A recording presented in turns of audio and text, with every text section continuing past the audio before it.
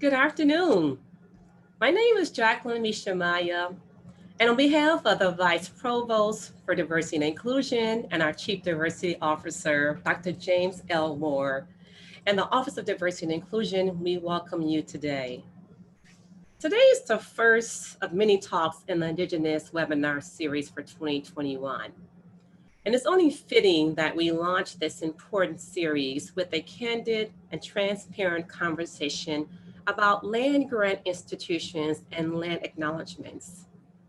So it's our hope today that you will leave this webinar and examine for yourself personally the history of land grant institutions and the many costs that making and funding these great institutions have had on the Indigenous in this country.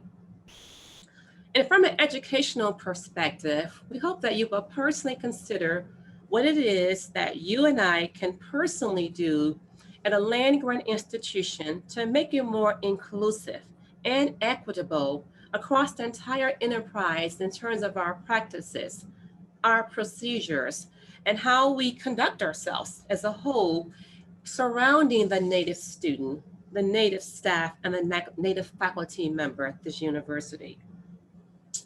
In the end, we must be all in together as one, as Blood Guys. And I say to you, there's no better time than now to start this important work in 2021. So at this point, I'm going to go ahead and pass the program on to my colleague, Dr. Shannon Gonzalez Miller, the Director of Scholarships and Grants in the Office of Diversity and Inclusion. Thank you, Dr. Shannon Gonzalez Miller. Thank you, Dr. Mishamaya. We appreciate the opportunity to be here and share our conversation with you. So I want to thank everyone that's joined us today, all the students in particular, the faculty, staff, administrators, the community members, and our family and friends that are joining us on this Wednesday afternoon. I'd also like to thank our co-sponsors, the Office of Student Life Multicultural Center, who is a forever partner with us in doing this good work, and the Graduate Student Organization that is relatively newly formed, which is the Indigenous Community of Graduate and Professional Students. We are founding members, this group are founding members of this organization, and that's really what brings us together to have to share this discussion with you. It is our relationship that we've had over the last 5 years, where we've talked about issues around our identities, shared our stories, and talked about how our stories influence our research. And we have also talked about topics such as land acknowledgements and how this impacts us as students and as staff and faculty. And therefore, we thought this would be a great opportunity to participate in the Office of Diversity and Inclusion's Diversity, Equity, Inclusion, and Cultural Awareness series. Seems to be a good fit, So we're glad to be here. So today we will briefly do an overview of the history of land grants and the growing attention to land grant acknowledgements. We want you to consider with us the relationship between land grant acknowledgements and the land grant institutions, and in particular, Ohio State. And then we're going to end and spend most of the time actually talking about what could be beyond a land acknowledgement. What is a land acknowledgement other than just a statement?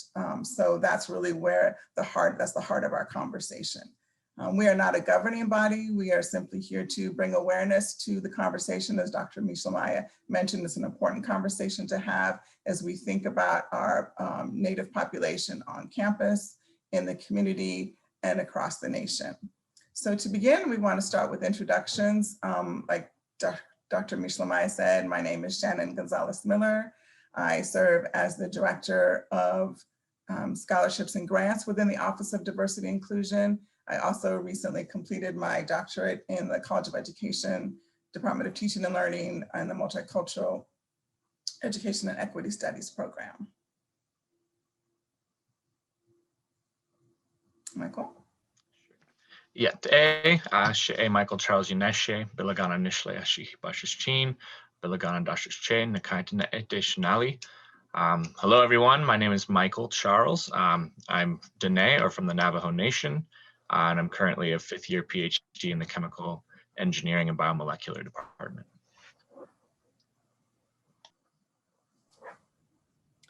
Buzu, Awankokwe Nadishnikaz, Migizi, Nindodem. Hello, everyone. My name is Melissa Beard Jacob, or in my traditional name is Woman in the Fog, Awankokwe.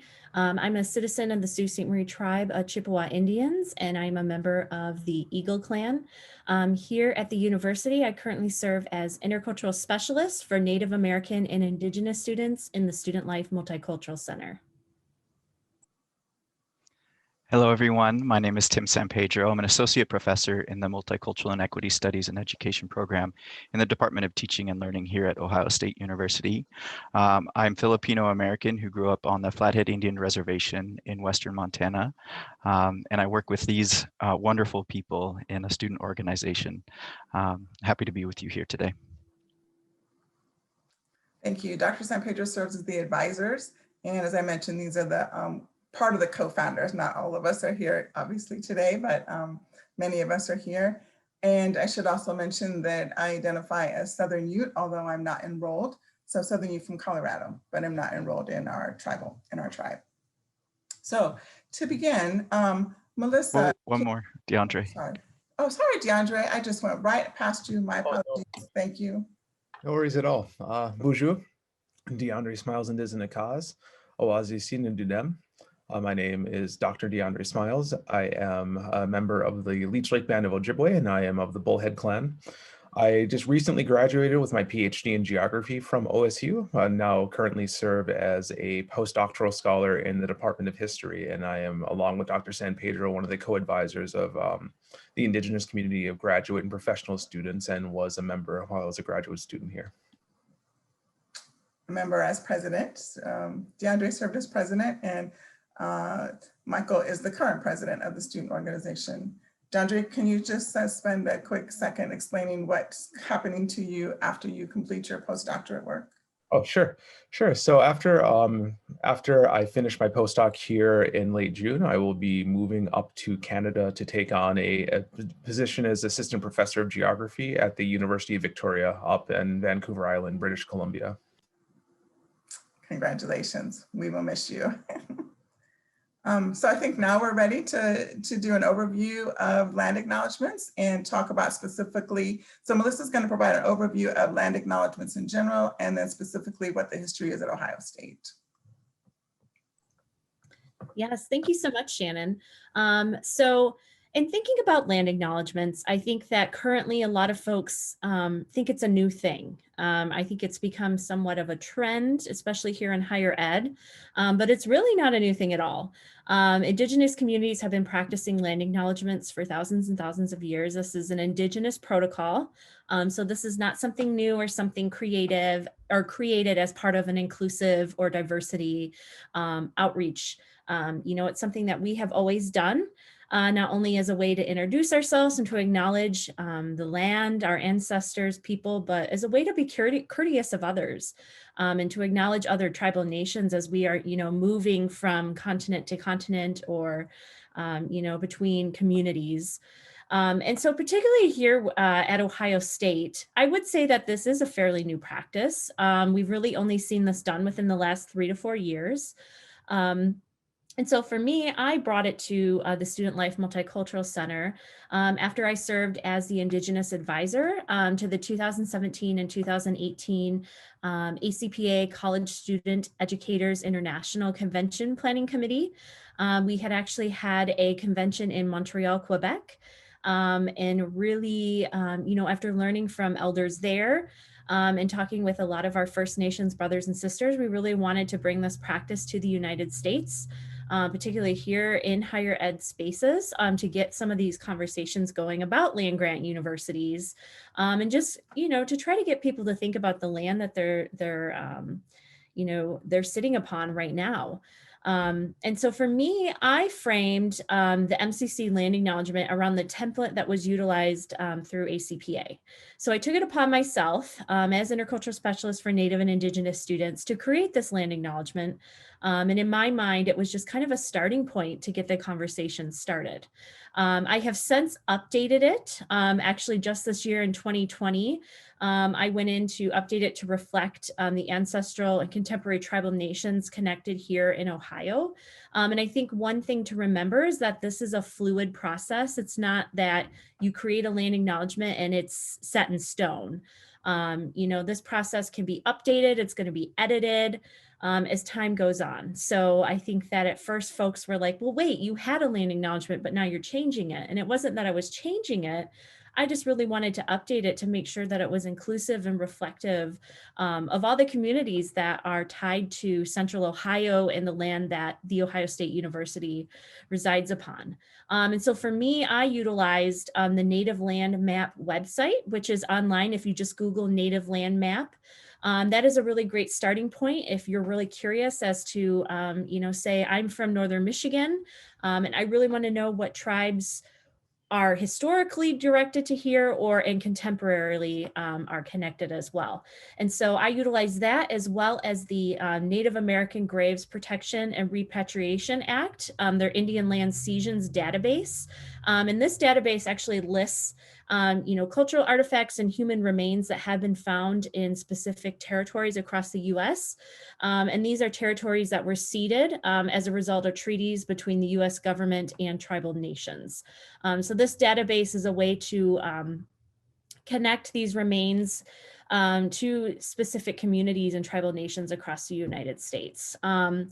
And also, I have to say, it was very important to me to include treaties and policies in the land acknowledgement that we are currently using in the Multicultural Center, such as the Indian Removal Act, because a lot of these policies greatly impacted the indigenous tribes of Ohio. That's why we don't see any federally recognized tribes here within, the state of Ohio. Often treaties are thought of as historical documents that don't matter anymore, but in fact, they were contracts and agreements signed between two government entities. So I think that is very important to remember when we're thinking about land and territory and sovereign tribal nations and the connection that they have. And so for those who are interested, on the Student Life Multicultural website, if you go to the About Us and Land Acknowledgement tab, there is the current land acknowledgement statement that we are using if you're interested in looking at that. And I would like to point out that there really is no official process right now at the university of how we are going about this. Right now, I think it's just kind of spearheaded by a group of Indigenous folks, and we're just hoping to kind of see this grow across the university, not only in terms of the usage, but the responsibility that comes along with utilizing a land acknowledgement. So recently, there's been a lot of commentary about land on which some colleges and universities, particularly land grant institutions such as Ohio State, were built upon. And this appeared in High Country News, Indian Country Today, the New York Times, and the Washington Post. This commentary suggests the land itself is often overlooked or dismissed as playing a significant role in the success of a university. So Michael, we've talked a lot about your involvement in these conversations at the local, regional, and national level. Can you give us an overview of the recent issues related to land-grant universities and their impact on the dispossession of Native peoples? Of course. So I guess a lot of this comes down to these issues aren't as recent as they seem. It just seems to be a new report that has helped shine new light onto it. And I think in the midst of a lot of things that are happening right now and social and racial issues across the country, it's kind of finding a focus point. But a lot of these issues really do stem back from just the initial moral act, which is something that actually founded all of these land grant institutions. And it was part of an act that basically was able to sell all of the lands from that was ceded from Native territories, as Melissa had already mentioned, and they sold them off to different land grant universities to basically start off the funding and the founding of these institutions. And so across the entire moral act, They sold the lands for about $500 million from land that was taken from about 245 tribal nations. And this has benefited 52 specific universities. And so Ohio State is one of these. And the recent report that gained a lot of traction was published by High Country News. But they've also released a tool. And this tool is available at landgrabu.org. So what's here on this slide. And you're able to actually look up per university specifically which parcels of land were actually taken and sold as part of the founding of this university. And so you can see how much land was given and sold by Ohio State at around 615,000 acres. You can see what the US paid for it and how much the university was then able to sell it back in terms of making money off that land. And so this is just a great tool for anyone that's actually really interested in looking into this. You can actually, the biggest new insight I would say from this specific tool was not just where the land was seeded from, but who it was taken from. So if you actually hover over some of these little parcels, it'll actually show you from which territory and from which treaty was signed and the people who were impacted. And so from Ohio State, a lot of our land is coming from Minnesota, Nebraska, Michigan, Kansas, Wisconsin, and the biggest impacted tribes or nations were the Chippewa, the Lakota, Osage, Omaha, and this doesn't include all the individual bands that have been impacted. A lot of those tribal names are actually overarching relations of a lot of individual different bands as well. And so it's just kind of starts to pose a lot of questions. These universities are built on essentially stolen land or land that was ceded in treaties. Some of it was paid for. You'll even see, so like it says that the US paid $35,000 for these lands from Ohio State, but there are also lands out, and you can't see them as heavily in this image, but there are lands from California and tribes out west that they paid $0 for. So that land was essentially taken and sold and benefited a bunch of these land grant universities. And so it just poses a lot of questions for how we're serving Native students, for what this looks like in the modern day. And so that's a lot about what this report was. If we can kind of shine light on the history of the Morrill Act and land grant institutions, it might help us frame our opinion or even how we pride ourselves in being land grant institutions. And the main question at the end is, what kind of social responsibility or historical responsibility do we have as institutions, as academics and institutions that were really built on this history. And so I think I will probably just stop that for here. The last thing I was going to actually say is that 35 or the university raising 340,000, that number's without inflation. When they've added the inflated value, it's over $6 million. So it's not just a fraction. It is a big piece of the founding of these schools. So feel free to go ahead and look through this tool in your own time. You can look at it from the perspective of all 52 universities at once in terms of the statistics. You can pick a specific university and you can kind of explore the land and the displaced indigenous peoples that were impacted by these foundings of land grant institutions. But I'm going to go ahead and pass it on to DeAndre by asking you, kind of linking what we know about land grant universities. What do we see as the role of land acknowledgements, specifically at a land grant institution specific to Ohio State? And yeah, just shed some of your knowledge and insight on that, please. So thank you very much, Michael. And so I speak as an Indigenous geographer, and geography has been one of the fields in recent years that has been kind of at the forefront, along with obviously Indigenous studies and Native American studies, at focusing on land acknowledgements.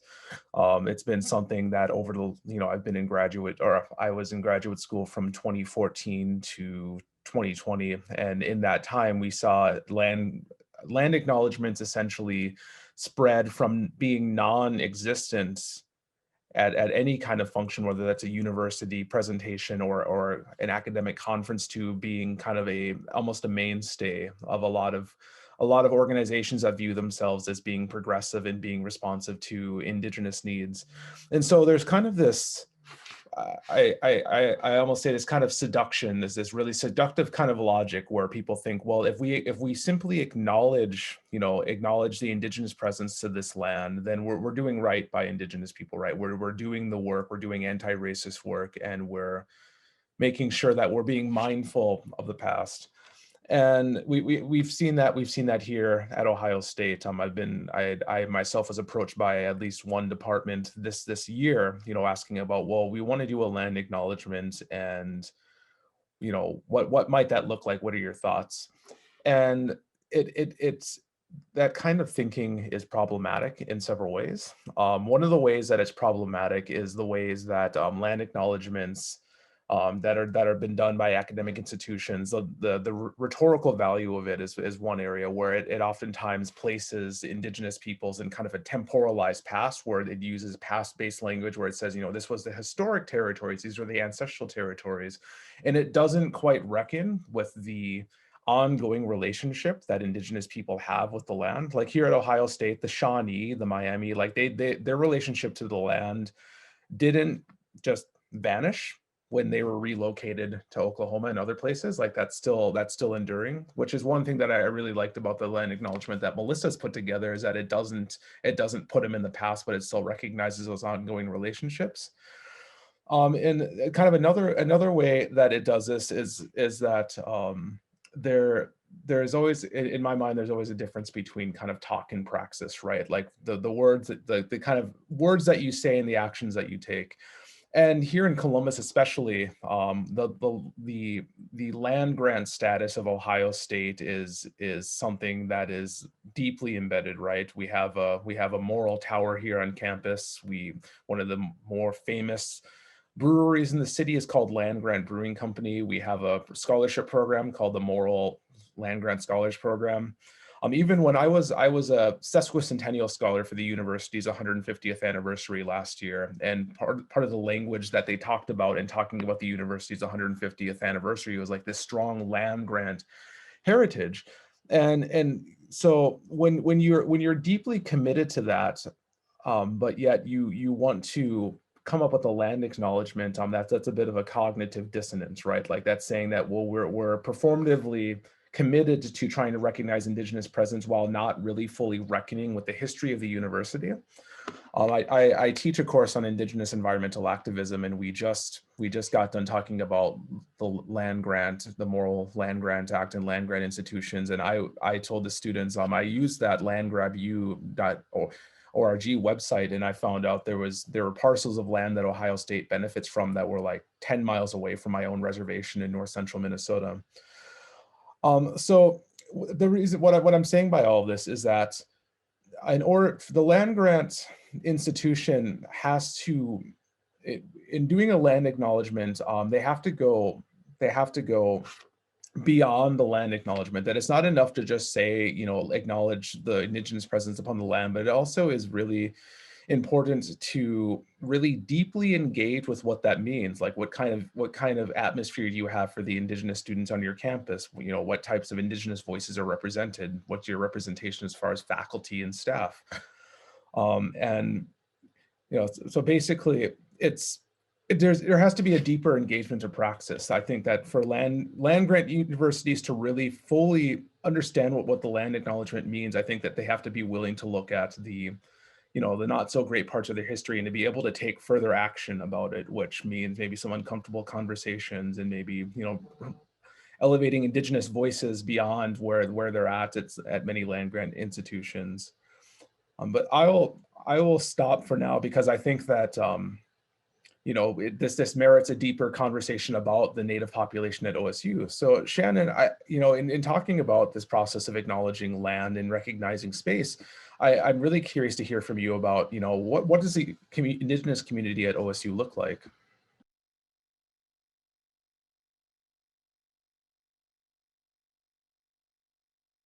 You're muted, Shannon.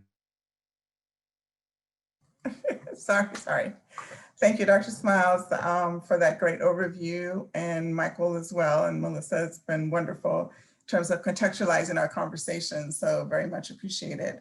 Yeah, and as I think we move from theory to practice or praxis, what does that look like? And how do we think about land acknowledgements in relation to the community on campus? Because it does, I think it does impact us. Like you said, Melissa said that she's been asked to produce, provide and offer land acknowledgements. I think we're also, in terms of contributing to language, we also might be offering as well. So what does that mean? And so I want to think about it when we think about the land and the sacred land for Native peoples. Most Native peoples, we consider the land as sacred to us. What else when we think about the present time? So DeAndre, you mentioned the temporal sense of the land acknowledgements, which essentially puts us in the past. So what's happening present today? So one of the ways to think about it, one of the ways I would encourage us to think about it is, what do we notice on campus about a Native presence in terms of historical or contemporary? What does that look like? And in your list of, when you think about what you know about Indigenous spaces on campus, I might suggest that within the Office of Diversity and Inclusion, that is certainly one place where you will see an Indigenous presence on campus. Our webpage under About Us has a land acknowledgement that is a combination of several land acknowledgements that I've come across, and of course, working closely with Melissa, we've worked together, or she's been supportive in terms of helping me define that the land acknowledgement for our office and what it means for our office to have a land acknowledgement. As she mentioned, the Multicultural Center certainly has a land acknowledgement, but also is a space where you'll see art, you'll see artifacts that they hold and are in cases, in their display cases. Of course, Melissa is there in the presence of the students, and the student organizations are there, the undergraduate student organizations. So you will see other ways in which Native life happens in the Multicultural Center. Other key places and notable places on campus are, one is the Newark Earthwork Center, led by Dr. John Lau and Marty Chatsmith. And this is, of course, on the Newark campus. This is a great resource to learn about Indigenous mounds and the earthwork. So here's the website if you want more information. Another place that you might not be aware of would be in the Center for Ethnic Studies. And within the Center of Ethnic Studies, you will find American Indian Studies as one of the minors for the undergraduate minors. The undergraduate minor of American Indian Studies is led by Dr. Christine Balaji Morris, who provides great leadership for this program and brings the Native community together to serve as an advisory. In addition, it's a great resource for information for students to learn more about the opportunity to take classes around Indigenous issues and to meet other Indigenous students. So that's another example. And again, the student organization, so the undergraduate student organization led by or advised by Melissa, the Native American, or the Native American and Indigenous Peoples Cohort, and the ACES, which is the Native American Indian. We use these terms interchangeably, so I apologize for doing that. So the American Indian Sciences, the organization for that focuses on students who are in the sciences. You might also notice, in addition to the these very notable spaces, you might notice or see a presence within faculty, staff, graduate staff, and graduate students within their offices. That might be another place that you might visit and notice that there is Native life, Native experiences, Native lived experiences present, and stories to be told and shared within those spaces if that's of interest to you. So as we think about that, those spaces and the land, how does that influence our student population in particular? So we wanted to take a look, and we wanted to share the data around who the Native students are. And this is for students that identify as American Indian, Alaska Native in their admissions application. So for the autumn enrollment of 2020, I'm trying to click and I don't have the click. For all campuses, there are a total of 50 students with 41 residing or attending campus on the Columbus campus, attending school on the Columbus campus.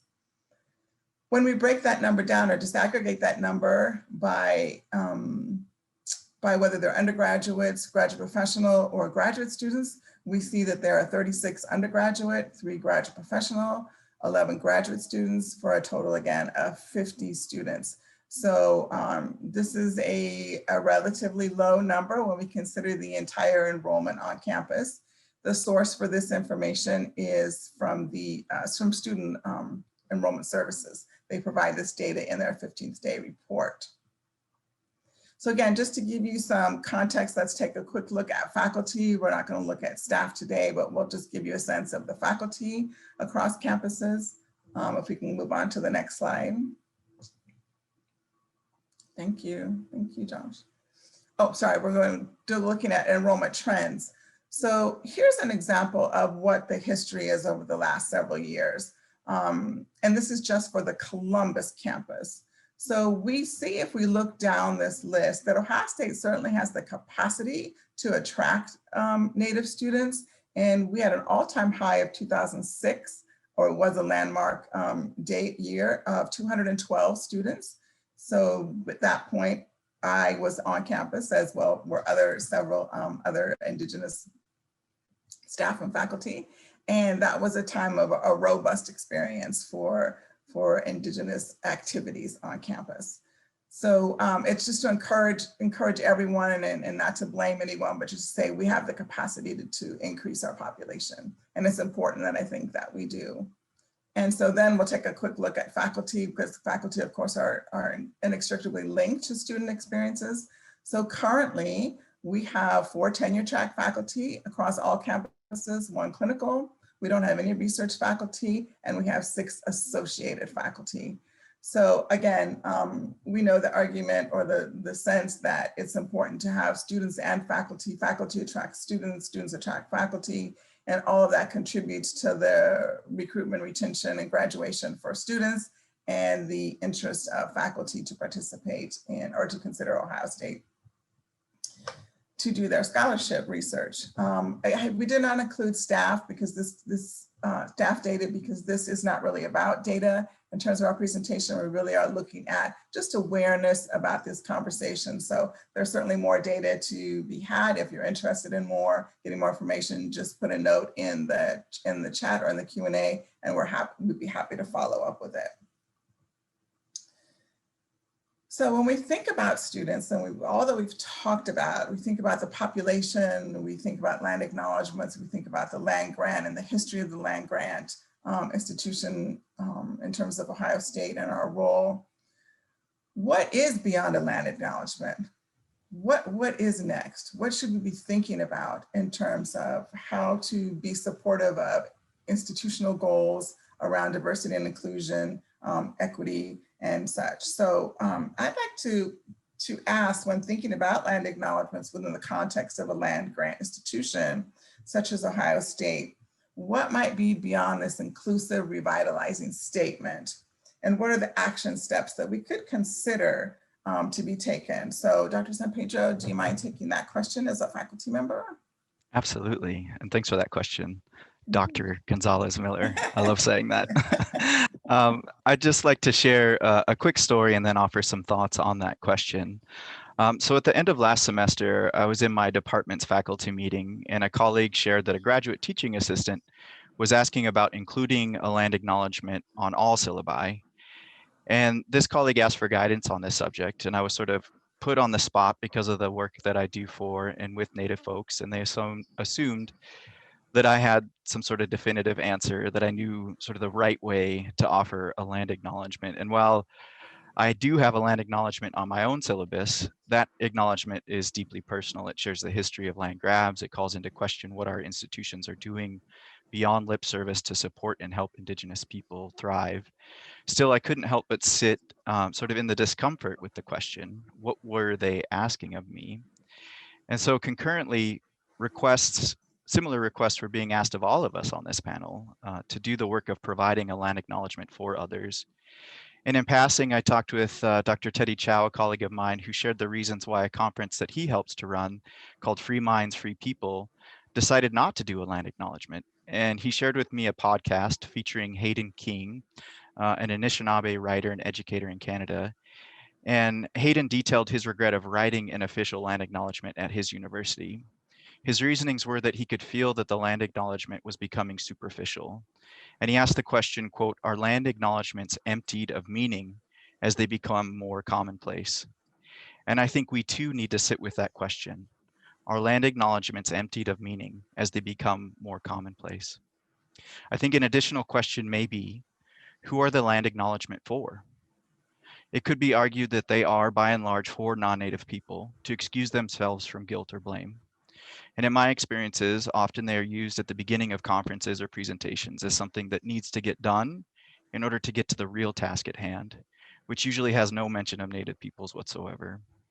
And it sort of reminds me of my high school history books, and you might have a common experience, which have a brief preface barely acknowledging the history of Native peoples to these lands, and then quickly moving on to historical events that have no mention of them. And doing so is an attempt to relegate Native Americans to a distant past, a people that once were. And this narrative has been a powerful one. When I taught the diversity and equity course, which is a required course for pre-service teachers here at OSU, often students would say something to the effect of, I didn't know Native Americans were still alive. And so by offering a script to read from and for the land acknowledgement, I think it removes opportunities for real and meaningful relational building between institutions and the original inhabitants of the land. To me, it's sort of an equivalent of having a Black Lives Matter sign in your front yard without having real and long-standing relationships with Black people. Providing an acknowledgement script from which to read from to reduce the guilt of our nation's painful and troubled history, that we are a nation that stole indigenous lands and are continuing to profit off that land from slave labor. That the capital built from doing so continues to generate intergenerational wealth as well as intergenerational poverty, which go hand in hand. And so instead of answering the question posed by my colleague of generating a land acknowledgement, I asked myself, and now I ask all of you here, what is the action behind a land acknowledgement? What are you compelled to do? What are you compelled to change, to include, or maybe to remove in order to repair and heal from our past? And I think there are plenty of answers already shared on this panel. We can learn about our institution's histories of land grabs. We can learn about their commitment or perhaps lack thereof to Native peoples. We can learn from other students the ways they are recruiting and retaining Native students, faculty, and staff. We can ask the question, what is the enrollment of Native American students in my department? What is my institution doing in order to recruit and retain Indigenous students? So I'll just use this last portion of my time to share a bit about a university that is leading the way, in my opinion, in relation to repairing and restoring relations with Native peoples.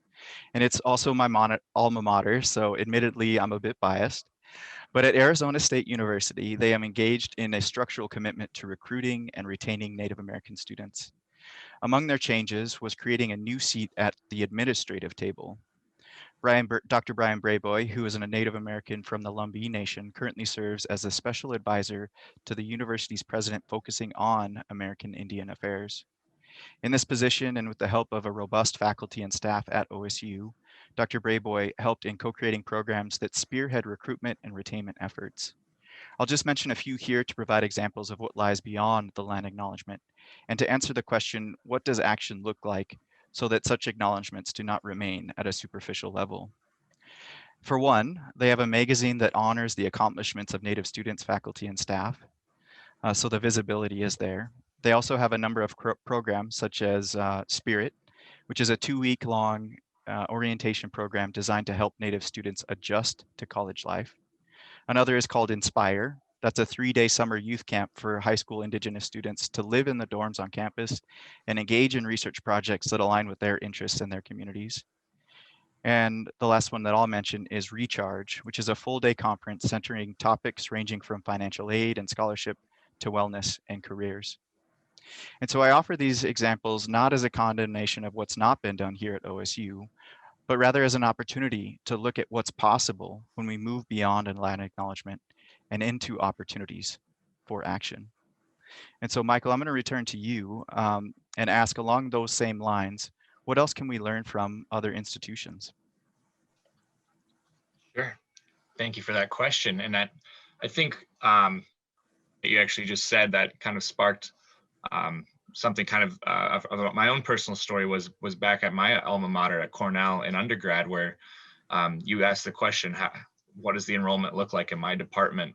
And my whole time there for 4 years, it was really shocking that I could pull up a diversity report that the College of Engineering would do every year. And you could go look into chemical engineering. You could go under American Indian and Native American, and you could see a 1 there. And I think out of the whole school, I might have been the only person to be able to identify myself off of a number from a chart or a statistic. And so I think that brings a lot of question into how are we doing with the enrollment. And that is, to me, one of the first big looks at what does the action look like? How are we supporting Native students in the midst of the I guess in the framing of the land-grant universities and maybe the historical responsibility that we're talking about. And one thing I didn't mention before that is for all the land-grant universities, the enrollment for Native students across all of them is less than 0.5%. And so that's something to keep in mind, and a really good point that you brought up, Dr. San Pedro. And so I also want to talk a little bit about what I saw with my time at Cornell and some of the things that that I felt really supported in. And I think the first thing that's really key is having physical space, having something that people acknowledge and people know as that is the building, or that is the structure for Native students or for supporting Native cultures. And so at Cornell, I actually was fortunate to live in an all-Native program house my freshman and sophomore year, which was a great opportunity to build my own little community, so that because I really did struggle when I first started there. And so it was all about kind of being able to form a small community for me to actually grow in and learn before I could branch out to the broader community of the university. And that was a very noticeable building because it was actually the architect and the design was to honor the treaty in the wampum belt of the Haudenosaunee people in the New York region. And so it was a very bright purple building with white windows that actually represented the 5 tribal nations of the Haudenosaunee, although there are now 6. But it was something that everyone who went to campus knew that there was a purple building, because it was all freshmen were required to live on campus in that area. And so everyone knew of that building. So at least if you told them, like, I live in Eguego, which was Mohawk for all of us, the name of the building, people could ask you in a pretty easy way of are you Native, or without kind of feeling poking at anyone or feeling uncomfortable. But it was an easy conversation starter to kind of talk about the experience just because of where you lived. So that's one thing.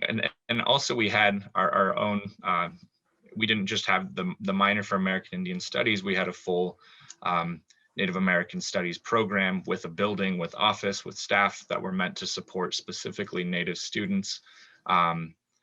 We had our own kind of office area where we could kind of study together within that building. And so they also used their funding to support students and had a little more funding to support students.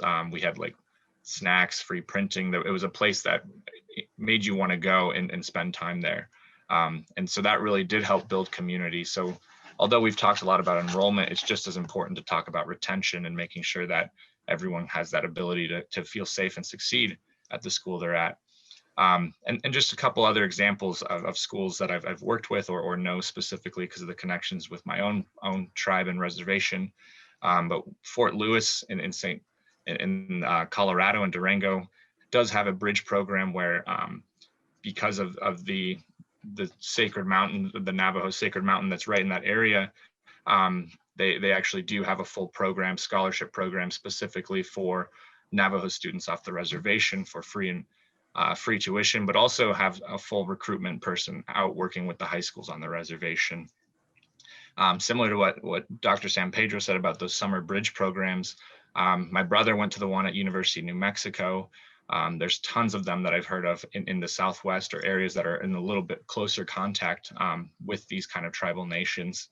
And so having a summer bridge program like that is just so important for people to just not even just get used to school, or to get a chance of living away or living by themselves for the first time, taking a few classes, but understanding what life is like outside of what they're used to and where they're from.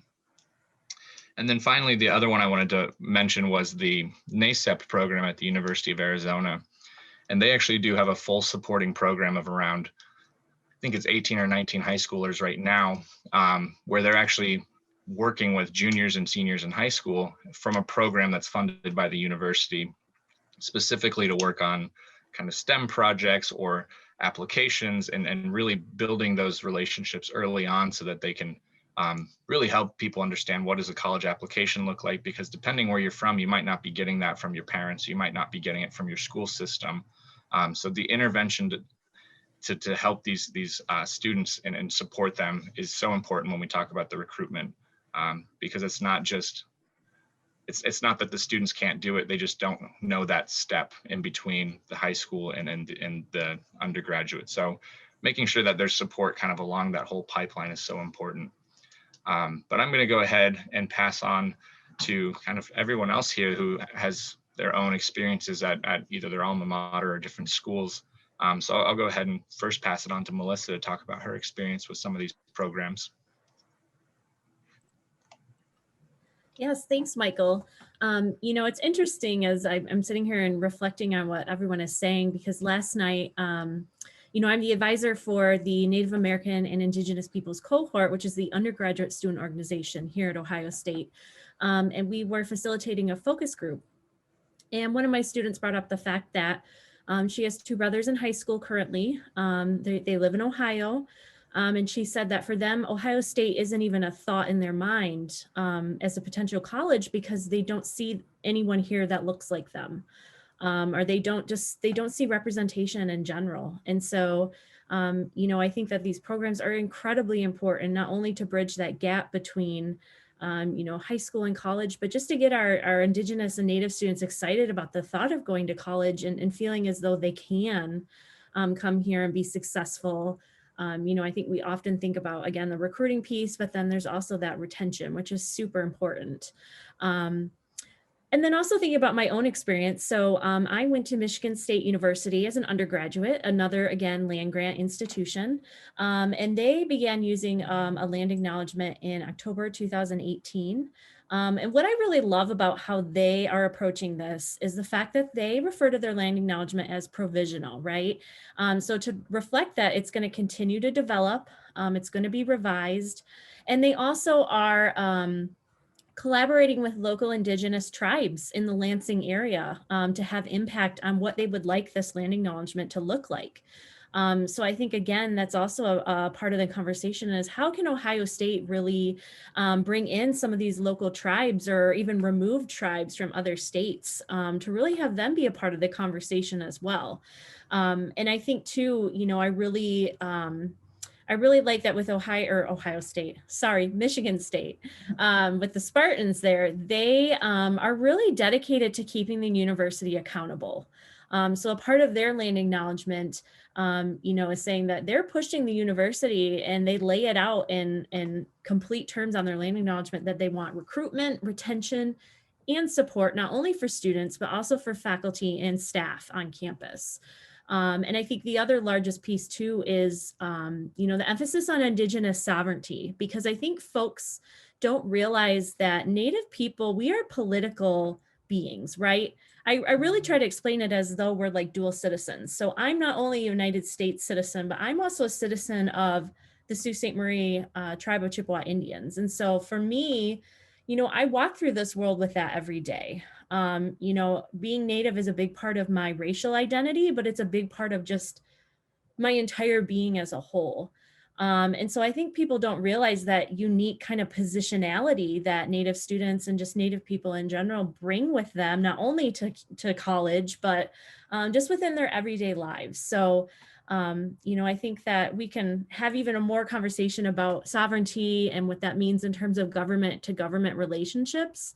But I think we definitely need to keep that in mind as we are, moving through and establishing some of these things here at the university. But I guess I will also pass it over. I don't know if DeAndre or Shannon, if you have anything else you'd like to add. Yeah, I guess I can step in. So my master's alma mater was the University of Minnesota Duluth, which is one of the regional campuses of the university, probably equivalent to like Newark or Lima or Marion here. But what's really interesting about the Duluth campus is that it's in close proximity to multiple tribal nations, and it's been both both kind of an official and an unofficial policy of the university to serve the native tribes and native citizens in the region up there in northeastern Minnesota. And so they recently actually developed a land acknowledgement, and their American Indian Studies department led the way, and they did it in consultation with the local tribes of the area. And it's actually a very long land acknowledgement that talks about the histories of the tribes that came before Anishinaabe peoples in the region. But also the university has supported that kind of more that turn towards caring for the Native community in the ways that it's recruits students and hires faculty. In recent years, some of the remodeling of the buildings on the campus, the building where the American Indian Studies and Geography department is located, actually they remodeled it my last year of my master's degree, and they actually remodeled it into a space that is full of like Anishinaabe floral motifs and tribal art. They have a very strong Indigenous education program, and so the education building where it was located was renamed into Ndazi Gikanu Amading, which is a Ojibwe-Moan for a place of learning. And they also have a very robust American Indian Learning Resources Center, which has, I think, one of the largest libraries of any American Indian student center of any college in the country. The medical school there, which is a medical school that focuses on the needs of rural communities in medicine. They've hired multiple Native faculty, and they have a program that specifically focuses on the needs of tribal communities. Matter of fact, some of the professors there are known to go into Native communities and teach and practice medicine there as well. And so it's a school that their Native population makes up a fairly large portion of the student enrollment, probably like something around like 8 to 10%. And it's a very welcoming space, and it's an example of an institution really just going beyond the land acknowledgement and recognizing that we need to build an experience that is welcoming for Native students. As one of the 2 years I spent there were probably were extremely positive because of the support that was there for me as a Native student. So.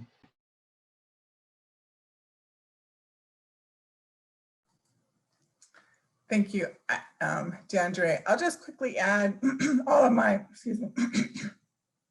my degrees are from Ohio State, so this is my alma mater in terms of my college career.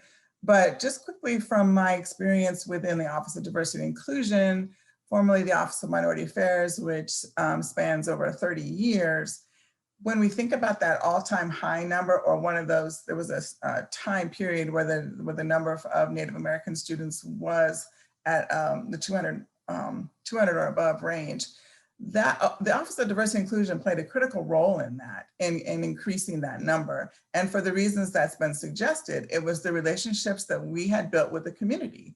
So we had very intentional activity, partnerships with Native communities across the United States, particularly in Arizona, but in New York as well, where we brought students under our scholarship, under that time, the Minority Scholarship, and now known as the Moral Scholarship. So the Office of Diversity and Inclusion has been very active in terms of supporting Native students in their not only recruitment, but retention initiatives.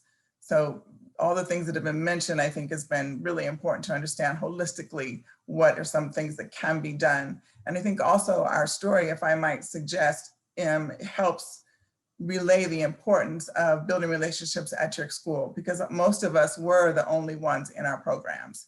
And having each other, at least for me, was extremely helpful to know that if I had encountered something that would be challenging, I had a group who I could share that with, or when I wasn't certain about maybe challenges around my identity, how it was going to show up in my own research. Here was a group that I could go to and talk to openly without any kinds of concern. So all of these, again, important for, as Dr. San Pedro mentioned and noticed, when you see the number of PhDs on this one for this panel with Michael to be finished shortly, it's pretty amazing to have this collective here. And I will add, just on a personal note, or if I can talk about you for a second, Michael, the only reason Michael isn't done already is because he is so incredibly active on the national, international level. I don't even know how he's gotten this far with as many ways in which he's engaged in Native activism around land and community. So I don't know if you have an Instagram page, Michael, where people can learn about all the things you're doing. It's not a page, whatever it is, but Michael is super active and very much a leader, as everyone is. So I will turn it over to Dr. San Pedro to give some brief kind of key takeaways for our conversation. Yeah. I just want to sort of return back to the title of it because I think it's important, and hopefully by now you had a sense of why we use that title. It was beyond a land acknowledgement, recognizing shortcomings and mobilizing possibilities. And I hope the mobilizing possibilities are things that folks are leaving with from the shared experiences that we have offered here today. Some of those are the importance of reflecting on and considering who benefits from a land acknowledgement and also who may be harmed in that act. There's issues of erasure, of invisibility, of hypervisibility. You know, asking the question, what mobilizing steps ought Ohio State University and other institutions consider to address the harmful features as well as the benefits of a land acknowledgement, and just engaging the university community in developing steps to eliminate issues of erasure, of invisibility. And then the last thing that I heard is just how crucial it is to enhance not only the recruitment, but also the retention for Native students to the university broadly, and specifically to colleges and departments who we have seen declining enrollment at our institution. And I think that that's a really important point, just the retention, and one that's been shared by everyone on this panel. I think it's equivalent to like having a seedling of a plant and then putting it in dirt and leaving it there without any water. There needs to be sort of an understanding of the fertility of the soil and making sure that there's plenty of water, plenty of sunlight for that to grow. And there are a lot of institutions and GAP programs that we have talked about that provide that fertilization, that provide that water, and provide that attention and detail to sunlight. And I think that that's really important as OSU moves into the future, not only just in thinking about what our land acknowledgement should be, how it should be personal and relational building, but also the ways in which we have Native representation on campus at all levels, from undergrad students to grad students, to faculty, to staff, and also in thinking about position in administrative leadership on this campus. In order for students to succeed, they need to see themselves in leadership positions. And so those are some of the things that I took from today.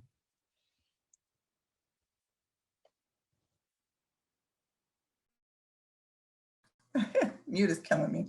Thank you, Dr. San Pedro, for those comments. I think what's interesting in terms of understanding at least our experience collectively and the way in which I define my Native experience as one of resilience. Not owning that word, it's commonly used as a way in which we think about Native people still being here. We talked about, Dr. Pedro talked about people thinking that Native people aren't here. We're still here, and that comes from resilient interest or need to survive. And in our resilience, it's very much grassroots. So this group comes together to support each other. It would be wonderful if we could have partners in terms of institutional support. And what does that look like? I think that's essentially what we're hoping to achieve from this conversation. And look forward to having more conversations as we move forward on important topics like this. just as a note, as we close, this is a very busy month in terms of lots of activities going on across campus to continue these conversations, not only in Indigenous communities, but certainly within the African American community. So I encourage you to check out the Multicultural Center webpage for the activities that are going on this month, and the Office of Diversity and Inclusion. We have a significant number of conversations that are happening this month. So on our webpage as well, you can to look to see what might be of interest and what you'd like to participate in.